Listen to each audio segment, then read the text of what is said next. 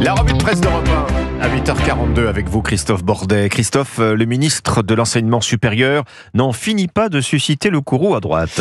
Oui, Philippe Baptiste, ministre de l'Enseignement supérieur, que personne ne connaît vraiment, mais bon, c'est pas grave, vient de braquer les projecteurs sur sa modeste personne pour des propos qu'il dit assumés. L'islamo-gauchisme est une notion qui n'existe pas à l'université. Colère dans les rangs de la droite et du gouvernement.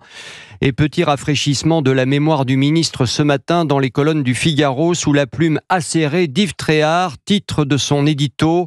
En première page, l'islamo-déni. Deux choses l'une, dit Tréhard. Ou Philippe Baptiste est mal informé, ou bien il veut cacher la vérité. Il serait urgent que ce chercheur de formation se cogne à la réalité. Petit rappel, en 2020, Jean-Michel Blanquer, alors ministre de l'Éducation nationale, dénonce les ravages de l'islamo-gauchisme dans les universités. En 2021, la ministre Frédérique Vidal, dont Philippe Baptiste fut le directeur de cabinet, pointe ce phénomène qui gangrène l'université. Alors regardons un peu dans le rétroviseur. Un hijab day n'a-t-il pas été organisé à Sciences Po ? Bien sûr que si. Le professeur Balanche ne fut-il pas violemment interpellé en plein cours à Lyon 2 par des étudiants militants islamistes ? Bien sûr que si. Le ministre ferait bien de s'en rappeler, écrit l'éditorialiste du Figaro, qui rappelle au passage que l'islamisme a pris racine dans les universités dans les années 90 avec les étudiants musulmans de France, proches des frères musulmans. La déclaration du ministre intervient en plein conseil de défense sur l'entrisme. Mais comment a-t-il pu ? S'interroge en conclusion Yves Tréhard. Toujours dans le Figaro, Christophe, les derniers chiffres sur le fléau des rodéos urbains. La France en proie à une fièvre mécanique, titre le journal, et c'est vrai que les chiffres parlent d'eux-mêmes. Sur les 6 premiers mois de l'année, plus de 40 000 signalements de rodéos urbains, une augmentation de 164% sur un an. Avec leurs motos, les fous du guidon empoisonnent la vie des honnêtes gens. Sous-culture de cité, au mépris du code de la route et de toute vie humaine, ils foncent à toute berzingue, l'ensauvagement qui blesse, comme le 10 mai dernier à Évian-les-Bains, lorsqu'un pompier a été violemment percuté par l'un de ces voyous, traumatisme crânien. Plus de 10 000 interventions policières en 6 mois sur des rodéos urbains, 1900 personnes interpellées, 1200 engins saisis, des rodéos qui rythment le quotidien des policiers de Melun, par exemple.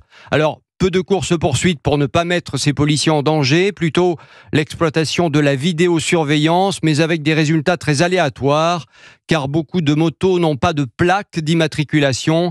C'est un mélange de Mad Max et d'Orange Mécanique. Mais ce n'est pas du cinéma, c'est bien la triste réalité. Autre difficile réalité, Christophe, celle des propriétaires immobiliers entendus par François Bayrou. Passoire thermique, ça change encore, titre Le Parisien aujourd'hui en France. Décision du Premier ministre en personne. Hier, concrètement, on cesse de taper à bras raccourcis sur le chauffage électrique qui était moins bien noté dans le DPE, le diagnostic de performance énergétique, que le gaz ou le fioul, un comble, alors que le nucléaire et donc l'électricité est une énergie propre à la différence des énergies fossiles. Cette décision doit surtout permettre de remettre des offres de location sur le marché. 850 000 logements dits passoires thermiques F ou G. Il était temps de modifier ce fameux diagnostic car certains agents immobiliers le reconnaissent, à peine 10 annonces dans les vitrines. Ça ne suffit plus. Trop peu pour loger les Français. Par cette décision, le gouvernement se met dans les clous européens. Terminer le zèle écolo bien franco-français.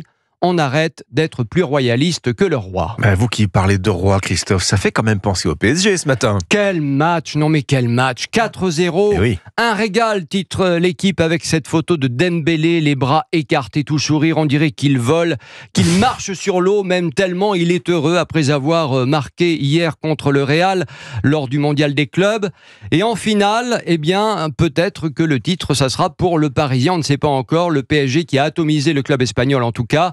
Les Parisiens pourraient bien grimper sur le toit du monde s'ils battent Chelsea dimanche prochain. Dembélé est lui bien parti pour le Ballon d'Or à la fin de la saison. Vivement dimanche en tout cas. Alors, point de Raphaël ni de Louis, Christophe, dans l'équipe de France de foot. Alors effectivement, pas à ma connaissance en tout cas. Ce sera peut-être le cas justement dans les prochaines décennies.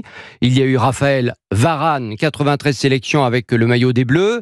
mais il a pris sa retraite. Alors Gabriel, Raphaël, Louis sont les 3 prénoms masculins les plus donnés selon l'INSEE. Chez les filles, Louise, Jade ou bien encore Ambre, c'est le retour des prénoms rétro et il faut le dire, On adore ça. Alors, point de Christophe, voilà, malheureusement pour moi. Vous êtes toujours dans le coup, vous inquiétez J'ai pas pas. vu Alexandre et j'ai pas vu Elliot non plus. Mais ça ira, on y Je sais pas si survivra. c'est bon signe ou pas. est très jolie, moins que Zoé, mais plus que Nathalie. Merci Christophe Bordet, c'était votre revue de presse sur Europe 1.